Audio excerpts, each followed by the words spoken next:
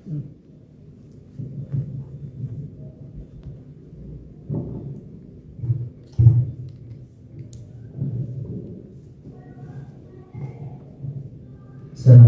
warahmatullahi wabarakatuh. Alhamdulillahirrahmanirrahim. Assalatu wassalamu ala asyrafil anbiya wal mursalin sayyidina Muhammadin wa ala alihi wa sahbihi ajma'in. Allahumma shalli ala sayyidina Muhammadin wa ala alihi wa sahbihi ajma'in. Amma ba'du. Puji marilah kita panjatkan dan syukur kita kepada Allah SWT atas nikmat yang telah diberikannya kepada kita semua, sehingga kita semua selaku umat Islam, selaku orang yang beriman dapat menunaikan tadi kita sudah melakukan ibadah sholat zuhur, kemudian kita dilanjut dengan kajian, insyaallah kajian bulanan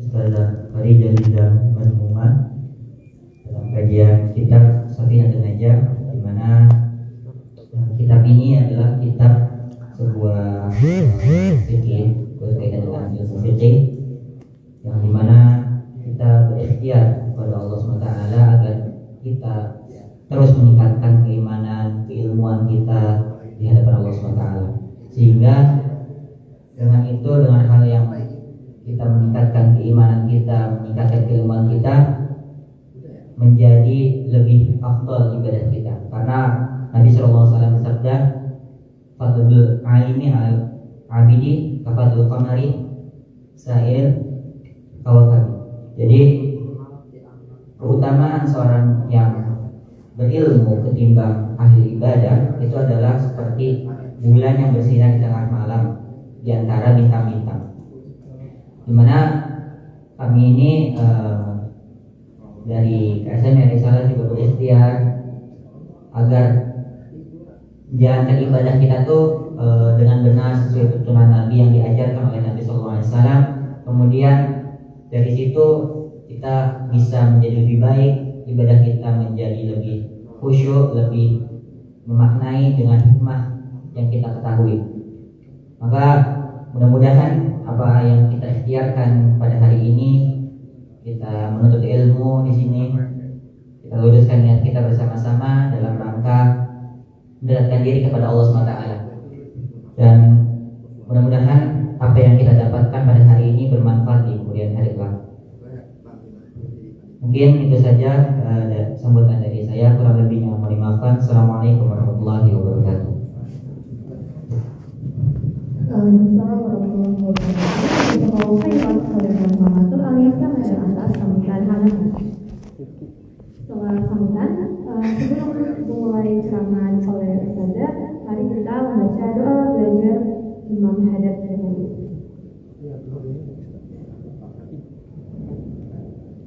Bismillahirrahmanirrahim. Nawaitu ta'aluma wa ta'lim wa tadzakkura wa tazkira wa naf'a wal intifa'ah wal ifadata wal istifadata wal hasana ala tamasuki kitabi wa sunnati Rasulillah sallallahu alaihi wasallam wa du'a ila huda wa ala khair ibtiqa wajhillah wa mardatihi wa qurbihi wa sawadi wa husnal khatimati ma'al lutfi wal wa al-hidayati wa salahal akidati bi rahmatika fi wa dunya wal akhirah. Saya ingin belajar dan mengajar, mengingat dan mengingatkan, memberi manfaat dan mengambil manfaat, memberi faedah dan mengambil faedah, dan menganjurkan orang untuk berpegang teguh atas kitab Allah dan sunnah Rasulnya, mengajak kepada petunjuk dan menunjukkan kebaikan dan mencari ridho Allah, dekat dengannya, mendapatkan pahala darinya, dan husnul khatimah dengan kelembutan, kesehatan, juga akhir yang baik dalam hal agama, dunia dan akhirat.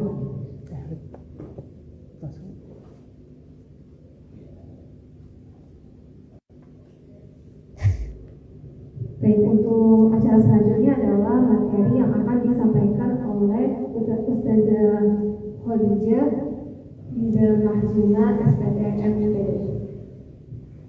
Kepada Ustazah Faridah dipersilakan.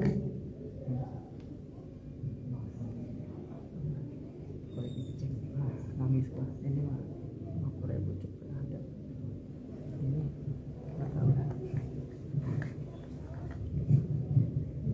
jadi semua pak optiknya selama keluar doang tapi masih bisa dilihat cuman ini kan ada coatingnya ganggu sih Ahlan wa sahlan wa marhaban. Kami ucapkan kepada Ustazah Khadijah yang sudah hadir di kajian kali ini. Assalamualaikum Ustazah, gimana Ustazah kabarnya hari ini? Waalaikumsalam warahmatullahi wabarakatuh. Alhamdulillah baik. Gimana kakak moderator? Alhamdulillah.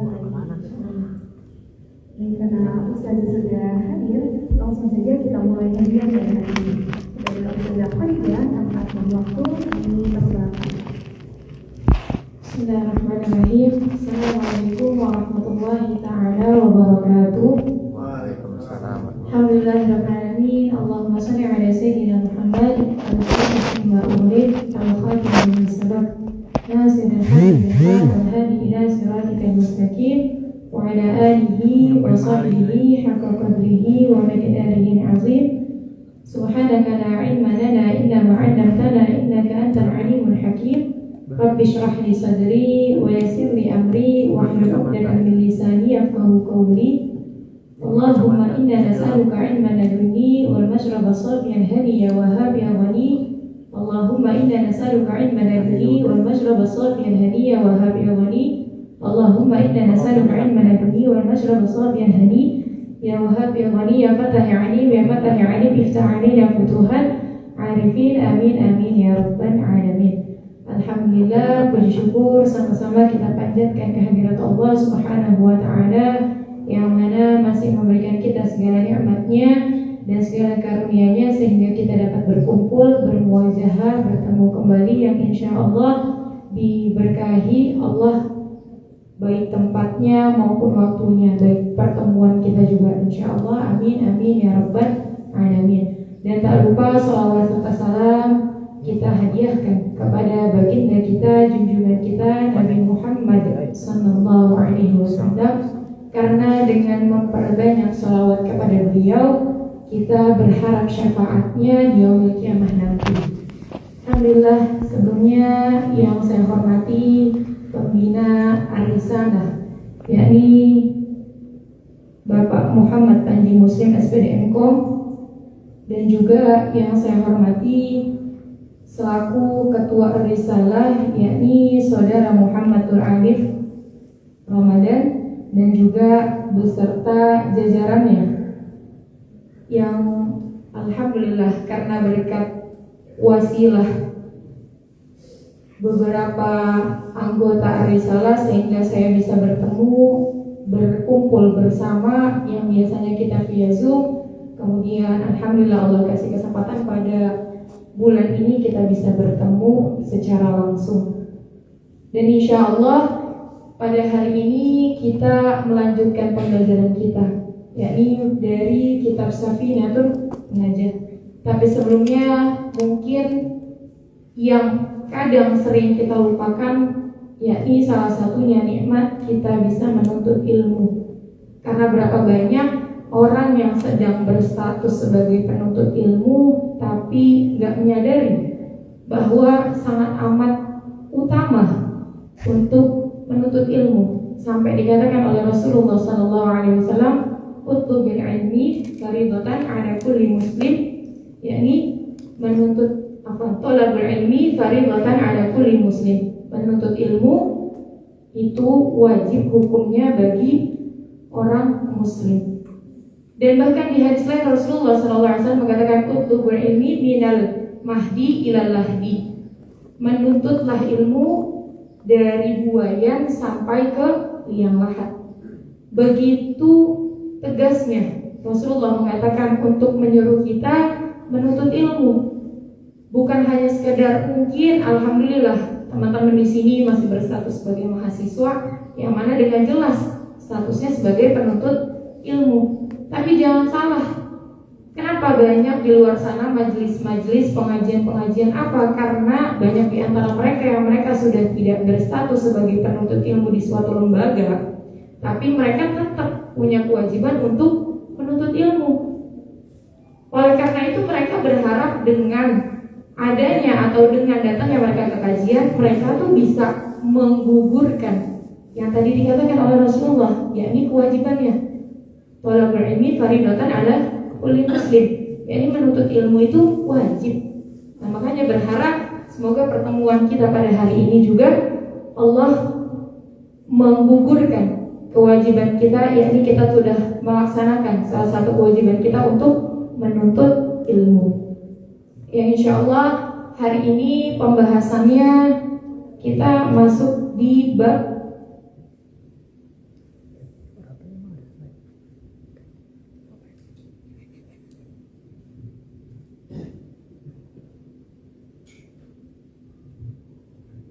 kemarin kita udah bahas tentang sunnah-sunnah ya, sunnah-sunnah berwudu. Dan insya Allah hari ini karena memang tetap topik kita fikih, yang mana dikatakan fikih ini biar kita tahu apakah ibadah kita nih selama ini sesuai syariat atau enggak, atau ya udah kita sholat tinggal sholat. Berapa banyak orang yang sholat tapi mereka tuh nggak tahu tata cara sholat yang benar.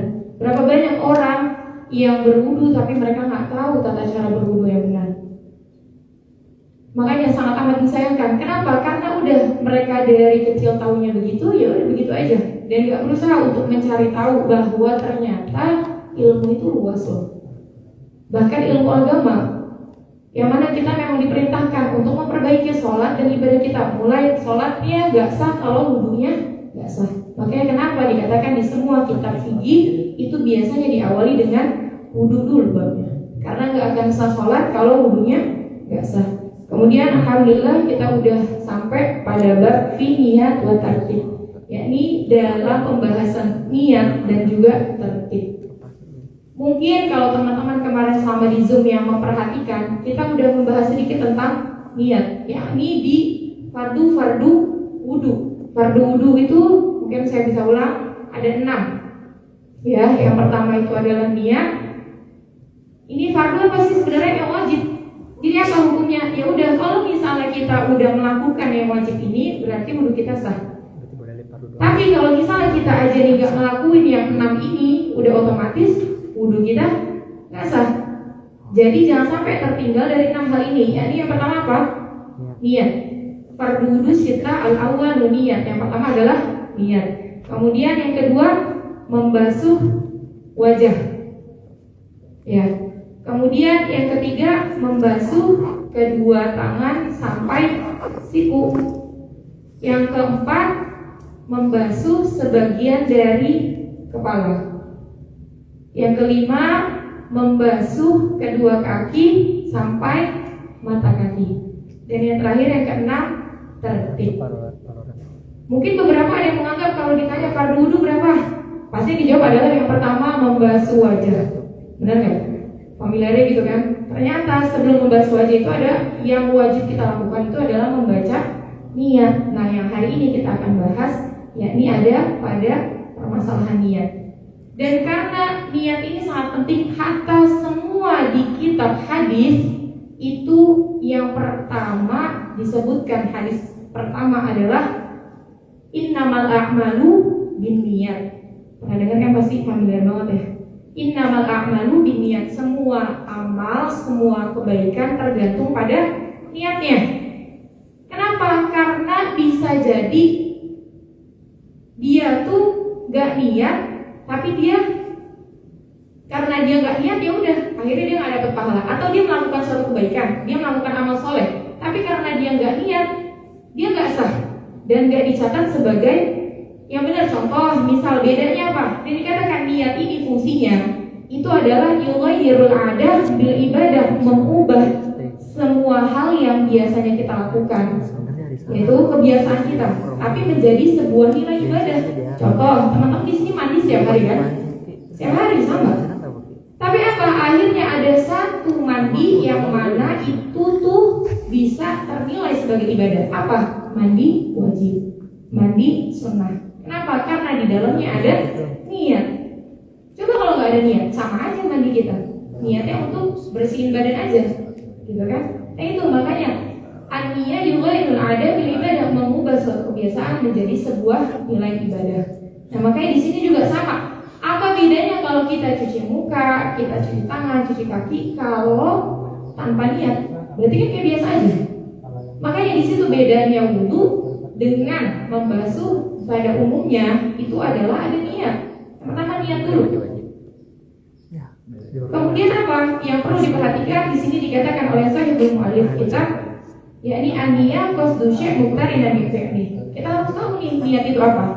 Yakni yang pertama niat itu adalah bermaksud sesuatu sambil melakukan hal tersebut. Contoh, misal kita wudu. Kan saya kemarin dikatakan bahwa kapan waktunya kita niat berwudu. Mungkin teman-teman ada yang kira pas waktu cuci tangan, gitu ya. Benar nggak? Mungkin ada beberapa di antara kita tuh yang awalnya kira, oh pas cuci tangan nih, gitu kan? Baca niatnya. Tapi ternyata apa? Kalau cuci tangan itu kan sunnah, bukan wajib. Nah yang wajibnya pas kapan? Berarti pas membasuh wajah. Ketika kita membasuh wajah pertama kali, itulah kita wajib membaca niat. Maka dikatakan an-niyat qasdu syai' muqtarinan bi fi'li. Kita membaca niat atau kita bermaksud sesuatu, artinya niat itu adalah kita bermaksud nih kita mau berwudu dan kita barengan juga ngelakuin. Kita bermaksud untuk berwudu dan kita ngelakuin juga wudunya. Itu yang dimaksud niat, yakni berbarengan. Dan ada satu ibadah yang gak berbarengan, itu adalah puasa. Kenapa? Karena kan kita diwajibkan niatnya dari kapan kalau puasa? Dari malam, dari ba'da maghrib sampai sebelum terbit fajar, sebelum kita puasa nih.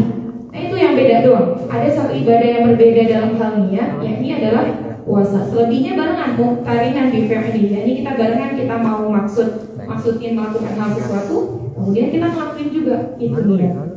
Kemudian dikatakan wa mahalluha al-qalb, dan tempatnya niat itu ada di hati. Jadi apa? Percuma kalau misal teman-teman ini lisan ya bergerak, lisan ya baca niat, lakas niat, tapi hatinya nggak berniat untuk berwudu misal kayak gitu. Jadi ya udah useless, nggak ada nilai ibadah. Jadi harus berbarengan, kita pakai lisan juga, hatinya juga memang berniat untuk berwudu.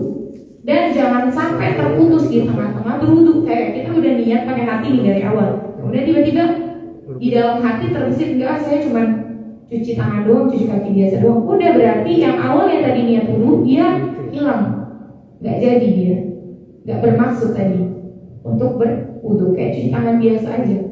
Kemudian apa? Wa talaffuz biha sunnah, dan hukumnya mengucapkan itu adalah sunnah. Maksudnya apa? Jadi kalau teman-teman terutama nih, kalau misalnya rumahnya yang ala kulli hal ternyata masih gabung sama WC, gitu kan? Sedangkan kalau kita baca niat apa? Nawaitu wudu'a li raf'il hadatsil asghari fardhu lillahi ta'ala. Nah ini kan ada kalimat lillahi ta'ala, ada Allah. Terus gimana? Karena kita wajibnya takdimin kalimat Allah, itu disunahkan kita untuk baca dalam hati aja. Jadi nggak usah untuk mengucapkannya. Kecuali memang dalam ya di masjid itu kan pasti ada makanil wudu yang khas gitu, tempat wudu yang khusus. Nah itu boleh kita ucapkan, biar kita juga dapat pahala sunnahnya gitu. Kemudian apa? Wa waqtuha 'inda ghusli awali juz'in minal wajh, dan waktunya kapan sih? Tadi kan kita sempat bahas sedikit, waktunya kapan sih kita tuh baca niat, yakni pertama kali atau pada bagian pertama yang kita basuh pada wajah. Misal teman-teman basuhnya dari kepala atau dari atas nih, otomatis sudah dari awal sini, dari awal tumbuhnya rambut itu teman-teman udah baca niat berwudu. Jangan tiba-tiba udah ngebasuh, udah basuhan pertama baru baca niat. Nah itu yang nggak tepat, karena nggak sesuai nih dengan penjelasan tentang niat tadi. Kemudian apa? Di sini dikatakan tadi kita udah dibahas atau kita telah membahas tentang niat. Kemudian yang kedua adalah buat tertib, yakni tertib. Dan ini juga udah dibahas sebenarnya kemarin. Kan dari 6 tadi kan 5. Yang kelima tadi membasuh kaki sampai mata kaki, dan yang terakhir itu adalah tertib, ya fardu. Nah ini dibahas lagi nggak apa-apa, karena segala sesuatu fi fil barokah. Jadi ada pengulangan dan juga ada keberkahan di dalamnya. Meskipun ada pengulangan, tapi insya Allah makin berkah, makin paham. Apa yang dimaksud tertib? Teman-teman, Allah yuqaddim Udwan ilal wudu. Apa tidak mendahulukan satu anggota ke anggota lainnya? Mungkin ya kita nggak familiar, ada orang-orang yang tiba-tiba wudu itu cuma dari tangan dulu atau kepala dulu atau dari nggak familiar. Alhamdulillah nggak familiar. Tapi mungkin kalau sampai ada yang seperti itu, ya tolong dibantu untuk diluruskan bahwa nggak boleh nih kita wudu ini tidak sesuai urutan, harus sesuai urutan, yaitu dari satu anggota tubuh, dari satu anggota wudu ke anggota wudu selanjutnya. Udah dikasih tahu kita urutannya tadi dari wajah dulu, kemudian baru kedua tangan. Nah itu diteruskan sampai akhir baru. Nah itu dikatakan tertib. Dan dengan catatan, kemarin saya sudah sempat bahas juga, mungkin di online ada mungkin beberapa yang ingat, tertib ini bisa nggak kepake kalau ada dalam suatu keadaan, yaitu ketika kita nyebur ke kolam. Jadi kalau teman-teman misal berenang dan dalam waktu yang singkat mau cepat-cepat untuk berwudu, untuk sholat karena udah akhir waktu gitu, udah mepet, teman-teman bisa wudu langsung di kolam renang dan tidak perlu membasuh setiap anggota wudu. Terus gimana? Yaudah kita sebelum nyebur tuh kita niat nawaitu doa sampai selesai lillahi ta'ala tadi, fardhu lillahi ta'ala. Kemudian kita masuk, meskipun cuma sebentar kita keluar ke permukaan, itu hitungannya udah berwudu.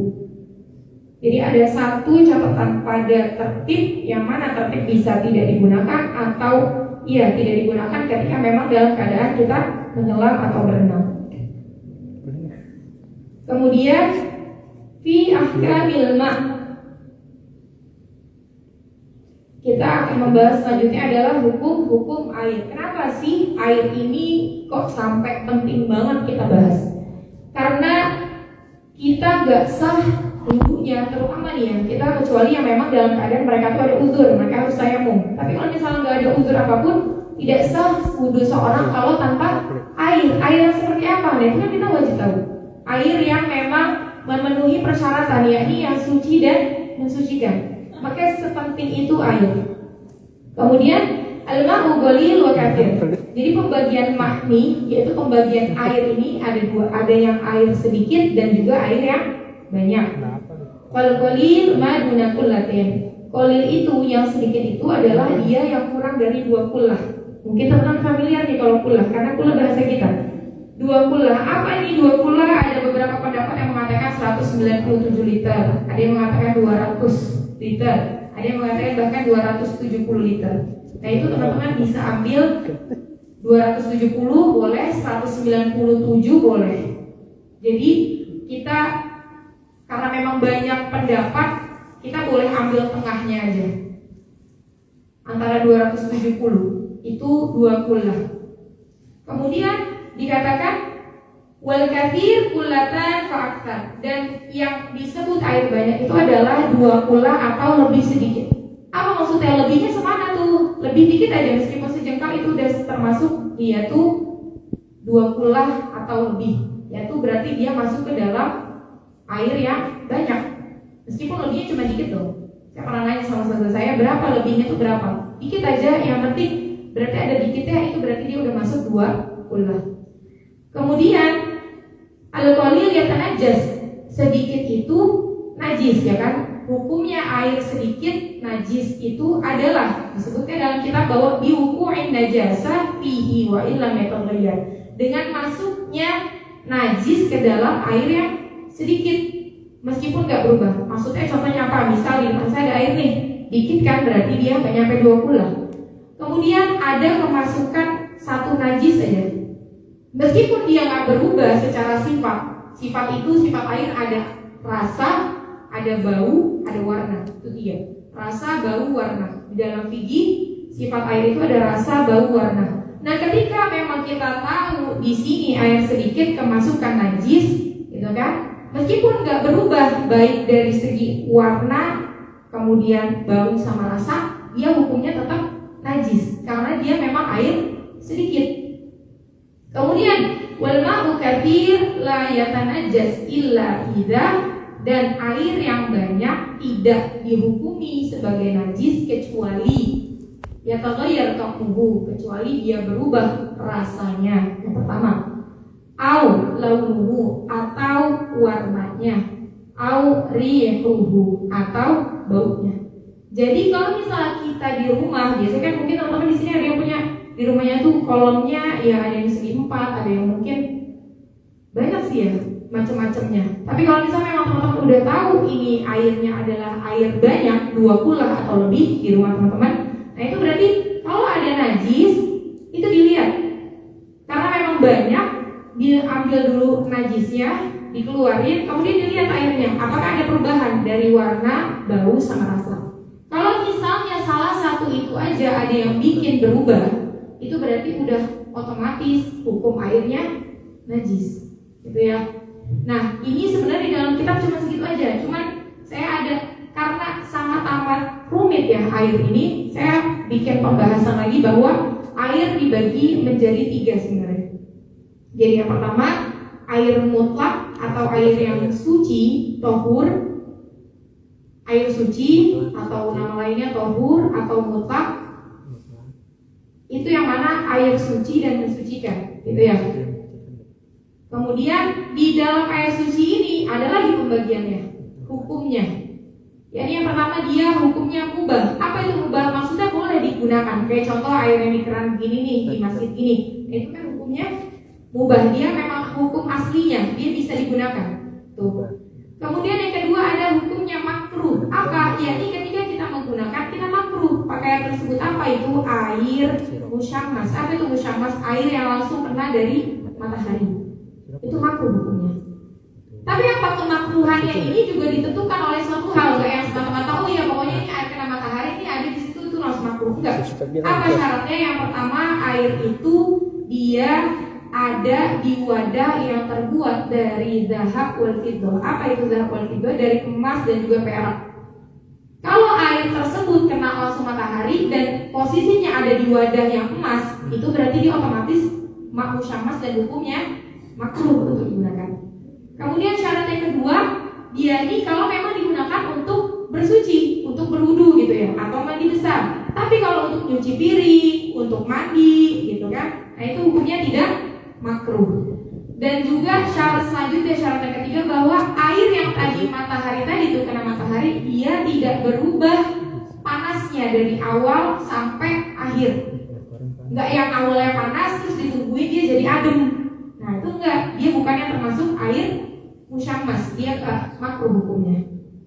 Kemudian selanjutnya dia berada di tempat yang memang panas, yang memang benar-benar dia tuh negaranya negara panas, daerahnya daerah panas, bukan yang dia tuh cuma karena panas, karena dingin gitu. Nah itu baru kita nggak boleh pakai. Kenapa? Karena hukumnya makruh. Sebenarnya makruh bukan nggak boleh, tapi lebih baiknya ditinggalkan kalau makruh. Nah kemudian tadi ada mubah, makruh, dan yang terakhir itu ada yang haram. Yang hukumnya haram apa itu? Air yang dari gosok. Gosok itu apa? Nyuri. Atau mungkin bukan nyuri, kayak kita makin nggak izin aja, itu juga termasuk disebutnya gosok, haram. Apa? Kayak misal nih, yang perlu kita tuh harus jadi orang yang waro ya, hati-hati. Apa? Kadang tuh kita nggak nyadar kita pakai yang ada di masjid, misal nih, kita pakai di masjid, tapi itu tuh mungkin kalau misalnya yang lagi wudu ya udah, karena memang ini air wakaf misalnya, diwakafkan sama seseorang dia tuh untuk berwudu gitu. Tapi ya udah berarti kan memang jelas wakafnya ini hanya untuk orang-orang yang berwudu dan orang yang datang ke masjid. Tapi mungkin ada beberapa kita perempuan, misal yang head, pengen cuci muka, pakai tuh, berarti gimana? Gak bisa dong, karena wakafnya ini hanya untuk orang yang berwudu. Nah makanya kita harus hati-hati. Ataupun misal di pinggir jalan ada air masjid gitu, di keran masjid itu ternyata di luar. Tapi ada beberapa mungkin kadang tuh pedagang atau siapa misalnya yang suka mampir gitu, mau cuci tangan, mau apa segala macam. Nah itu kan sebenarnya apa, kita harus tahu hukumnya wakafnya itu buat apa dulu. Kalau memang hukumnya dari awal untuk berwudu, nah berarti dia haram menggunakannya, nggak boleh.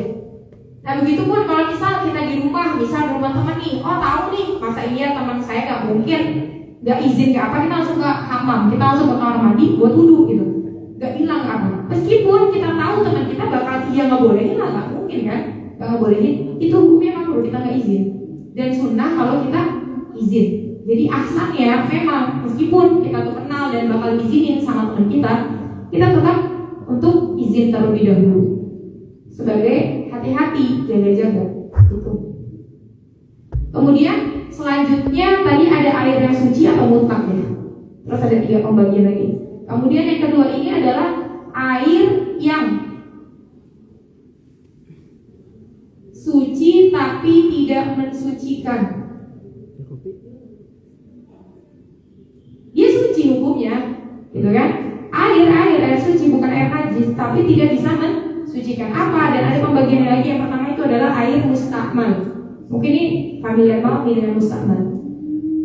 Apa itu air mustakmal? Yang biasa familiar pasti taunya, oh iya mustakmal tuh. Kenapa air mustakmal? Ya, ini artinya adalah udah digunakan untuk bersuci yang wajib. Apa contohnya? Maksudnya gimana tuh bersuci yang wajib? Kan kita tahu nih, kita berwudu berapa kali basuhan? Biasanya 3. Nah, tapi yang harus kita tahu nih, karena banyak juga yang nggak tahu nih, 3 kali basuhan, yang wajibnya berapa? 1. Berarti 2 dan 3 wajib atau sunnah?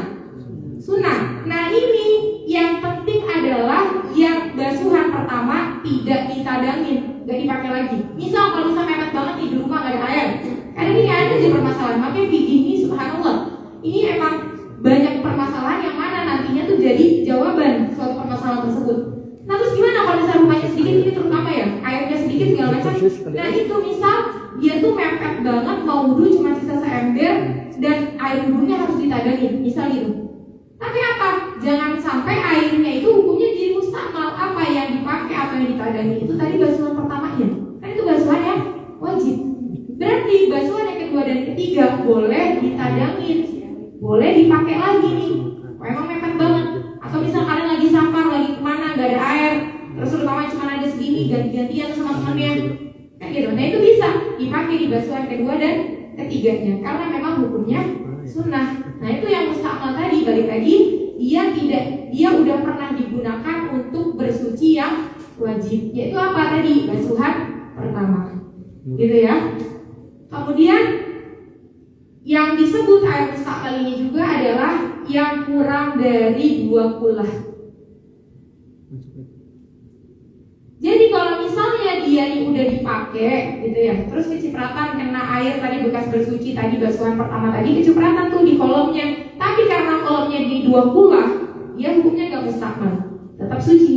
Kecuali dia air sedikit tadi udah sedikit kecipratan air wudhu kita yang pertama tadi tuh, nah dia berarti otomatis sudah jadi mustakmal, gak bisa dipakai lagi untuk berwudhu gitu.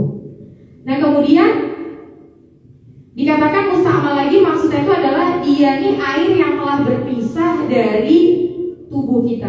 Maksudnya tadi tuh yang ada tetesannya tuh, ya kan? Air yang udah berpisah dari tubuh kita, air yang memang netes setelah kita berwudhu tadi. Jangan sampai itu kita pakai lagi, gitu kan? Khususnya tadi buat yang basuhan pertama. Kalau basuhan kedua dan ketiga nggak masalah, karena memang itu hukumnya sunnah dan boleh digunakan lagi. Itu yang pertama dari air yang suci tapi tidak bisa mensucikan. Kemudian yang kedua itu jenisnya lagi adalah air yang berubah, air yang bercampur dengan sesuatu yang suci dan bercampur secara banyak. Jadi maksudnya gimana? Jadi ada nih awalnya air yang suci nih, tapi dia campur sama sesuatu yang suci, hal yang suci. Misal, kalau saya tanya air teh ini suci apa najis?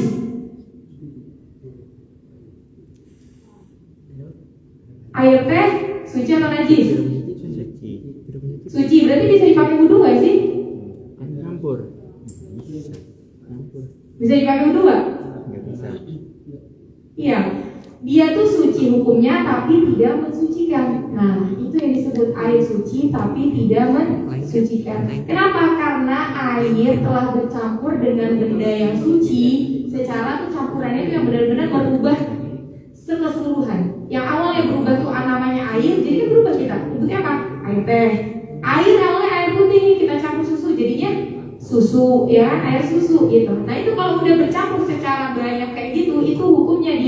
tapi tidak bisa mensucikan. Itu yang dimaksud dengan air yang suci tapi tidak mensucikan. Contoh konkretnya yang paling gampang itu kalau saya ditanya, sirup suci nggak ya? Suci, tapi bisa nggak dibuat wudhu? Bisa nggak ya? Tapi kalau kita udah belajar udah tahu, oh ya suci kok, tapi dia nggak bisa mensucikan karena dia udah bercampur dengan sesuatu yang mana nama airnya itu jadi berubah, ya kan? Nah kemudian dikatakan bahwa air yang ketiga tadi air yang suci, kemudian air yang suci dan mensucikan, kemudian air yang suci tapi tidak mensucikan, dan yang terakhir itu adalah air yang najis. Apa itu dan gimana sih kita tuh mau menentukan air yang najis atau enggak? Itu air yang najis yang pertama itu adalah kita lihat air tersebut sedikit dan berubah. Yang pertama air sedikit dan berubah. Apa? Air yang berubah ya? Apa tadi saya bilang? Sedikit dan berubah. Nah itu otomatis apa? Dia udah sedikit terus berubah lagi. Berarti dia hukumnya apa? Najis, udah otomatis najis. Nah yang kedua, dia ini berubah karena najis. Nah ini bisa dua kemungkinan. Kalau misalnya tadi balik lagi, ya ini kalau misalnya air yang sedikit dan berubah berarti kan otomatis najis. Tapi kalau yang banyak, nah kalau banyak berubah berarti dia otomatis najis. Kan tadi saya bilang kalau banyak dilihat nih. Intinya tuh kalau misalnya ada air, kita bingung, kita lihat dulu, tentuin. Ini airnya sedikit atau banyak? Yang pertama, oh airnya sedikit, berarti otomatis kalau misalnya udah ketumpahan najis, otomatis najis. Tapi kalau banyak, oh ini airnya banyak, berarti kita langsung masuk nih ke tahap berikutnya buat tentuin. Oh ini airnya banyak nih, terus kita lihat ada nggak yang berubah. Tadi dari sifat airnya, warna, rasa, sama bau. Kalau misalnya dari ketiga itu nggak ada yang berubah sama sekali, berarti hukumnya tetap suci. Tapi kalau misalnya ada salah satu aja, bukan semua ya, salah satu mau itu rasanya, tapi kalau rasa mungkin teman-teman gak bakal mencobain ya, mencobain memang. Ya udah kelihatan nih udah auto kayak rada-rada, ini udah kemungkinan air najis dah, mau dicobain enggak kan? Nah itu pakai salah satu aja, itu mungkin dari dicium aja. Nah itu kalau misalnya udah dicium udah berubah, nah itu otomatis sudah hukumnya air najis gitu. Kalau itu dalam keadaan yang banyak. Dan selanjutnya ada tambahan, yakni ada beberapa yang dimakfu atau dimaafkan di air yang sedikit. Misal kita tiba-tiba ketumpahan nih air kita udah mana air dikit di rumah gitu kan, lagi mati air, tiba-tiba nggak ada gitu kan, maksudnya tiba-tiba ketumpahan sesuatu atau kemasukan sesuatu. Nah itu apa yang dimakfu di air sedikit? Yang pertama itu adalah bangkai serangga. Mungkin kan teman-teman, oh iya nih kadang di air saya ada nyamuk ngambang gitu kan. Atau biasanya apa tuh? Serangga pokoknya ya. Kecoa, apa ada kecoa? Kira-kira kayak di kolam, ya kan? Nah tapi ini semua tuh pasti pernah terjadi. Nah itu kalau misalnya tadi dengan catatan yang dimaku adalah mayat serangga. Apa serangganya tidak lebih besar dari Rasulullah? Apa itu Rasulullah? Cicak. Serangga yang lebih besar dari cicak. Yang pertama syaratnya itu tadi syarat, dan kemudian syarat mayitnya ya, mayit serangga tadi, yaitu yang pertama nggak lebih besar dari cicak. Kemudian yang kedua, dia tidak dimasukkan atau dilempar oleh orang yang mumayyiz. Apa itu mumayyiz? Yang dewasa pemahamannya. Contoh misal sama orang dewasa tuh dia iseng-iseng ternyata ngelemparin, ya kan? Lemparin mungkin kecoa gitu kan di dalam kolomnya. Tapi kalau misalnya anak-anak dimakfu karena memang dia belum paham, belum mumayyiz. Jadi kalau misalnya dilempar oleh anak atau ke bawah angin atau dilempar oleh hewan, contoh misal kucing tiba-tiba masuk ke kamar mandi, jatuhin serangga gitu di kolam, itu dimakfu juga. Kemudian syarat yang ketiga yakni serangganya tersebut kalau misalnya sekiranya tuh dia dipotong semasa hidupnya, dia tuh enggak mengeluarkan darah. Itu syaratnya. Jadi intinya serangga lah. Jangan yang tiba-tiba kemarin saya lagi ngajar gini, ibu ada yang nanya, kalau tikus gimana masuk ke kolam? Ngeri banget kan? Nah itu kalau misalnya, tapi intinya mayit ya. Kalau dalam keadaan yang pertama, kalau teman-teman mau nentuin dulu hukumnya ini gimana ya saya, kemasukan sesuatu nih, dilihat dulu itu sesuatunya hidup atau mayit. Kalau hidup udah apapun dia tetap suci karena dia masih hidup. Tapi kalau mati udah mayit baru dilihat serangga atau bukan. serangga otomatis sudah najis. Itu yang pertama. Tapi kalau serangga dilihat lagi serangga seperti apa? Apakah yang lebih besar dari cicak? Gitu kan? Terus siapa yang masukin? Nah kalau misalnya tadi udah nggak memenuhi itu persyaratannya, berarti dia tetap suci airnya, gitu ya. Tapi kalau ada salah satu aja, oh yang lempar nih anak-anak, nah berarti dia otomatis sudah jadi najis airnya, gitu ya. Itu yang air sedikit. Ini kita kan tadi bahas air sedikit yang dimakfu atau dibolehkan, atau yang dibolehkan tiba-tiba masuk ke dalam air yang sedikit. Kemudian yang kedua, yang dimakfu lagi tadi kan setelah mayit serangga, bulu najis yang sedikit jumlahnya. Contoh misal, memang kucing itu suci ya teman-teman. Tapi kalau udah bulunya tuh berpisah dari tubuhnya itu najis. Maka ini ngeri banget kalau misalnya di sejadah, gitu kan? Kita harus sholat di masjid gitu. Tapi ternyata masjid itu suka lalu lalang untuk kucing. Kucingnya suci, cuman kalau misal bulunya tuh tiba-tiba ada di hadapan kita dan itu jumlahnya lebih dari 3, itu dia jadi najis tempatnya. Terus gimana, dipisahin dulu atau ya minggir lah, minggir ke samping atau maju ke depan atau mundur ke belakang itu. Nah kemudian apalagi tadi setelah bulu, kemudian asap yang najis. Apa contoh asap yang najis? Emang ada asap yang najis? Ada. Ya ini misal contoh bekas ngebakar kotoran. Biasa di peternakan tuh misal ada akhirnya yang bikin biogas ngebakar kotoran. Nah itu kan otomatis asapnya najis karena yang dibakar itu kotoran. Terus apa dimakunya apa? Dia kalau misalnya memang sedikit asapnya, itu yang dimaafin, yang diperbolehkan. Selebihnya kalau yang tidak disebutkan berarti udah otomatis nih teman-teman mau menentukan suatu air ya. Ini gimana ya hukumnya? Nah udah balikin lagi aja ke yang tadi udah kita pelajari. Kita udah sebutin dari tadi ini. Nah itu kalau misalnya memang ada salah satu ternyata oh masuk ke sini, oh berarti airnya udah najis, gitu kan? Ataupun misal kayak kebanyakan kalau misalnya potongan dari serangga gimana kayak misal kaki kecoa segala macam, nah itu dibalikin lagi, gitu kan? Banyak gitu. Jadi permasalahannya subhanallah, ibu-ibu yang nanya kebanyakan. Itu gimana hukumnya? Ada dilihat lagi siapa yang ngelemparin, gitu kan? Kalau misalnya emang ternyata ya udah dia tuh kena angin kan karena memang kecil gitu ya, potongan kaki kecoa dia biasanya mungkin kena angin, ya itu berarti dimaafkan, nggak apa-apa. Jangan daripada repot-repot kita nguras kolam, ya kan? Buat wudhu, karena kita nggak tahu hukumnya, udah ragu-ragu aja nih masa udah nih pokoknya najis aja nih, airnya najis kita buang. Nah, padahal mubazir, airnya padahal masih hukumnya suci, masih kita pakai masih bisa kita pakai untuk berwudhu. Mungkin itu aja yang bisa saya sampaikan. Kurang lebihnya mohon maaf. Wassalamualaikum warahmatullahi wabarakatuh.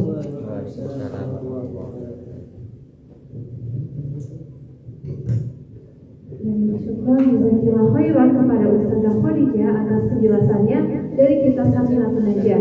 Semoga kita semua bisa mendapatkan keberkahan dari ilmu yang Ustazah sampaikan dan dapat mengamalkannya. Amin ya robbal alamin. Baik, sesi selanjutnya adalah sesi tanya jawab.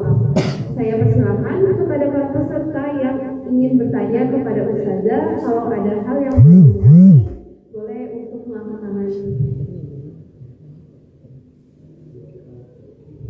Ya, silakan maju ke depan dulu. Sini aja. Bismillahirrahmanirrahim. Assalamualaikum warahmatullahi wabarakatuh. Izin sebelumnya, perkenalkan nama saya Dihya Rosan Haki. Mungkin izin bertanya saja terkait air-air tadi juga.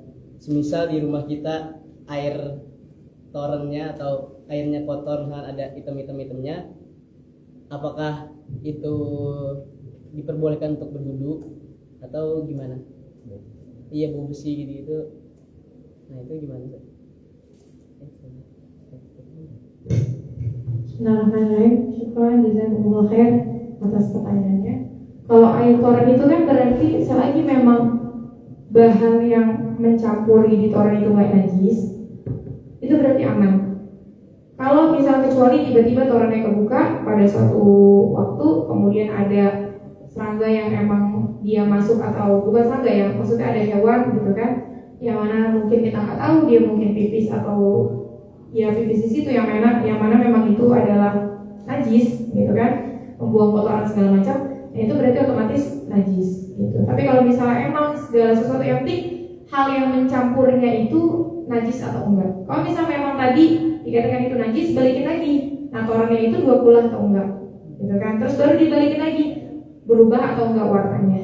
Kalau misalnya memang ternyata aman, nah ya udah itu aman aja. Dan ada cara juga untuk menghilangkan najis dari air yang misal kita tuh udah ngumpulin air gitu ya. Terus ada air najis nih, bisa kita hilangin najisnya itu dengan mukus. Apa itu mukus?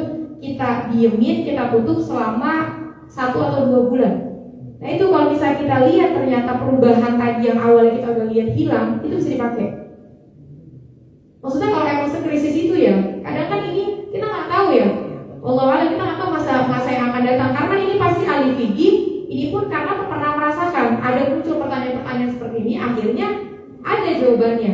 Nah ini kan kita nggak tahu masa ke depannya, makanya sampai ada cara untuk kita mensucikan air yang awalnya najis, yaitu kita diemin selama 1-2 bulan. Kalau emang udah berubah atau udah hilang yang tadi perubahannya itu, bisa digunakan. Wallahu a'lam.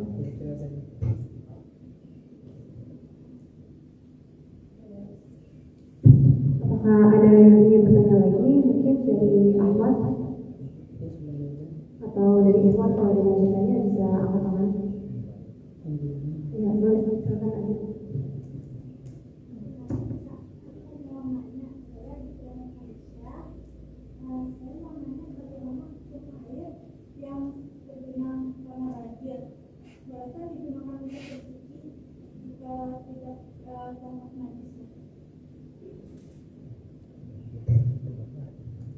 Bismillahirrahmanirrahim. Syukran jazakallahu khair. Kalau untuk air tergenang itu ada hukumnya, yakni insya Allah ya, mungkin nanti saya perlu raja lagi karena ini ada di pembahasan di kitab lain sebenarnya. Nah itu makruh hukumnya kita tuh berwudu dari genangan air meskipun itu tidak ada najis. Tapi kalau memang udah jelas ada najisnya, itu berarti nggak boleh, ya kan? Meskipun gimana pun gitu, meskipun istilahnya memang ya itu, kita balik lagi tadi syarat-syaratnya itu, kita bisa nentuin itu apakah memang dia itu dalam keadaan dia berubah atau enggak gitu ya. Atau misalkan kalau genangan nggak mungkin lah dia itu banyak ya, pasti dikit doang, udah otomatis kalau udah ketumpahan najis dia itu bakal najis, nggak perlu kita lihat perubahan warnanya gitu kalau misalnya di genangan. Tapi saya juga yang saya ketahui adalah kalau berwudu dengan menggunakan genangan air itu makruh hukumnya gitu. Karena apa? Karena bahaya. Pernah ya benar, saya ingat dikatakan bahwa kayak kan ada air hujan nih, kadang kan air hujan benang jadinya ya. Nah itu kalau misalnya kita pakai apa? Kenapa makruh? Subhanallah, saya waktu itu dijelasin sama saya kenapa makruh, karena itu kan airnya kotor. Kemudian apa? Akhirnya membahayakan. Yang mana kita niatnya untuk bersuci, untuk mengangkat hadas, tapi malah membahayakan untuk diri kita. Maka di situ menggunakan air genangan air untuk berwudu atau bersuci itu hukumnya makruh. Dan apalagi kalau udah ada najisnya otomatis sudah haram, nggak boleh. Ya.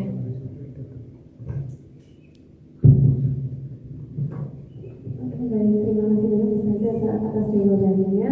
Apakah masih ada yang ingin bertanya? Ya, silakan. Assalamualaikum warahmatullahi wabarakatuh. Perkenalkan Ustazah, nama saya Muhammad Ramadan. Saya ingin bertanya mengenai melanjutkan tadi kan Ustazah menyebutkan bahwa untuk mensucikan air itu kita harus mendiamkan 1-2 bulan ya. Nah itu bagaimana kalau sekarang ini kan sudah ada mesin canggih yang bisa memfilter, kayak misalkan dari air sungai yang keruh kemudian yang kotor difilter menjadi yang bisa diminum dalam waktu singkat, itu apakah bisa digunakan untuk berwudu?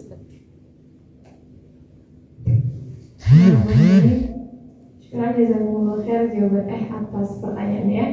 Dan untuk kemajuan ya, kan tadi berarti karena memang syaratnya ini adalah ketika najisnya sudah kita hilangkan. Intinya kan itu.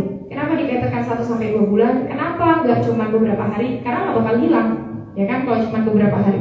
Kayak di situ dikatakan mungkin pada waktu itu alim ulama ada yang pernah mencoba dan rentan waktunya yakni 1-2 bulan. Maka dikatakan 1-2 bulan baru tuh kemungkinan bakal berubah. Tapi kalau misalnya memang ternyata karena memang alhamdulillah subhanallah Allah kasih kemudahan untuk kita semua di zaman sekarang, itu udah ada penyulingan. Nah gimana hukumnya? Ya berarti boleh, tapi dengan catatan, karena kan itu tadi air minum ya. Kalau memang ternyata memang yang disuling itu sebagai air keran, itu boleh.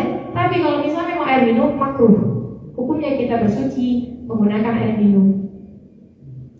Ya, kalau misalnya memang nggak ada air gitu ya, nah itu mungkin. Karena apa ya? Nggak ada pilihan, ya kan? Karena memang nggak bisa juga kita tayamum. Kenapa? Karena ada air di depan kita. Gitu kan? Syarat tayamum apa? Kita lagi jet pak, nggak ada air sama sekali. Tapi kalau ada air nggak apa-apa. Tapi kalau misalnya memang ada Hanafiyah, ada air keran dari dibanding air minum, berarti kita asalnya menggunakan air keran karena makruh menggunakan air minum. Wallahu a'lam. Baik, terima kasih atas pertanyaan dan jawabannya. Apakah masih ada yang ingin bertanya?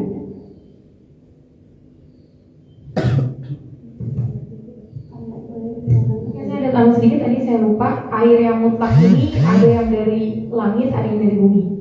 Yakni air yang dari langit yaitu apa? Berarti kan kalau mutlak tadi hukumnya udah suci, air hujan, air mungkin salju. Kalau kita ada salju atau mungkin teman-teman bisa keluar negeri, ya kan itu salju.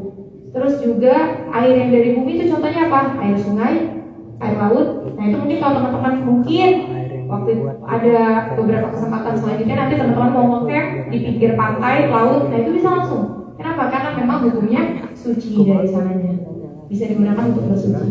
Ini itu tambahan dari saya. Dan sekali lagi jazakallahu khairan kepada Ustazah Khadijah atas materi yang disampaikan.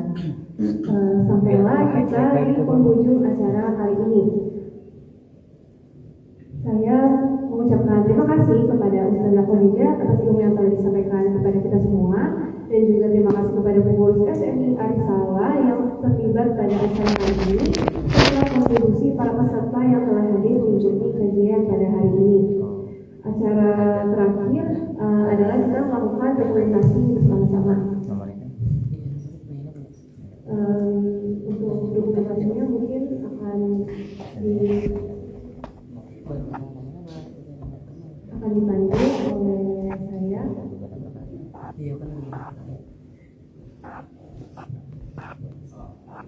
Akan dibantu oleh Bang Hafiz.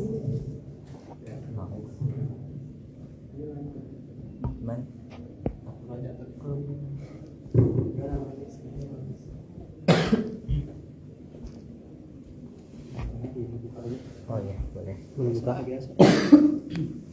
Buka. Ini. Oh iya, yang ini setengahnya. Ya, setengah.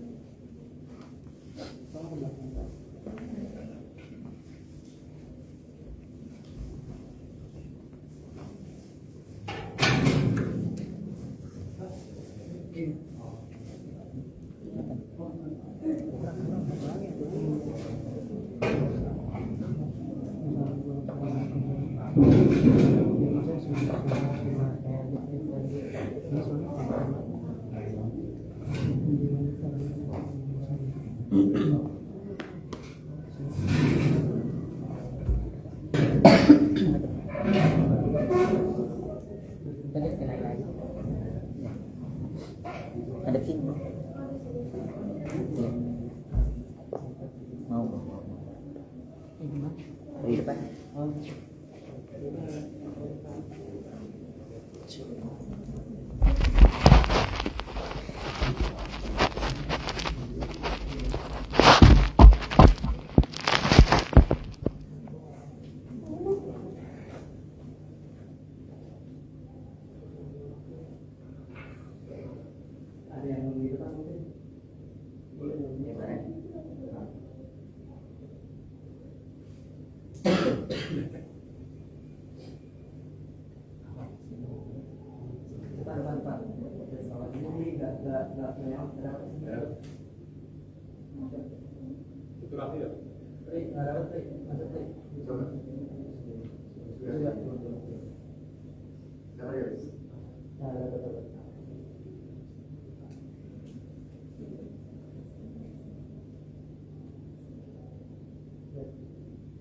Kamera 1, 2, 3.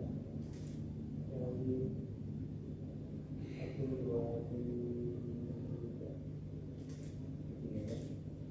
Berapa?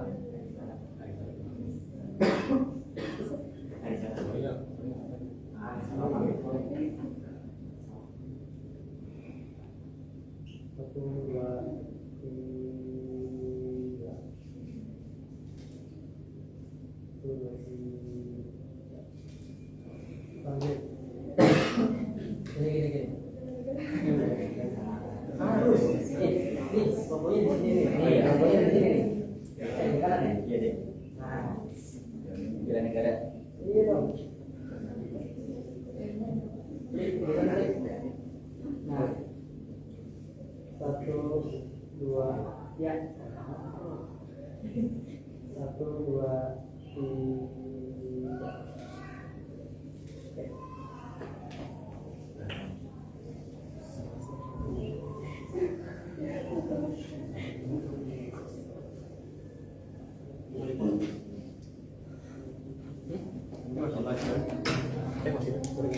Masih.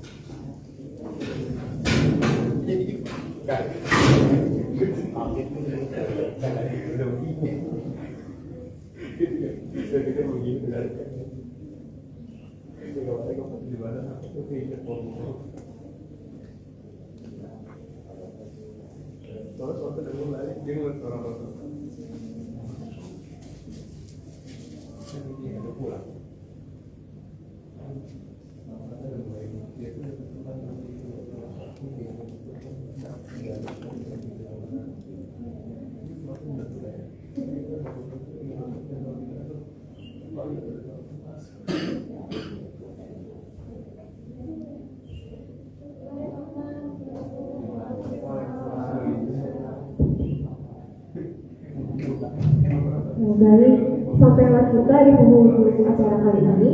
Saya mengucapkan terima kasih kepada Ustazah Khadijah karena sudah melakukan dokumentasi.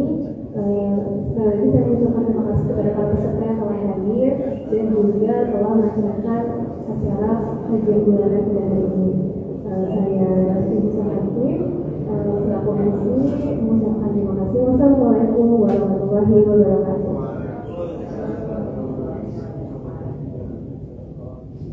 Subhanallahumma wa bihamdika asyhadu an la ilaha illa anta astaghfiruka wa atubu ilaik.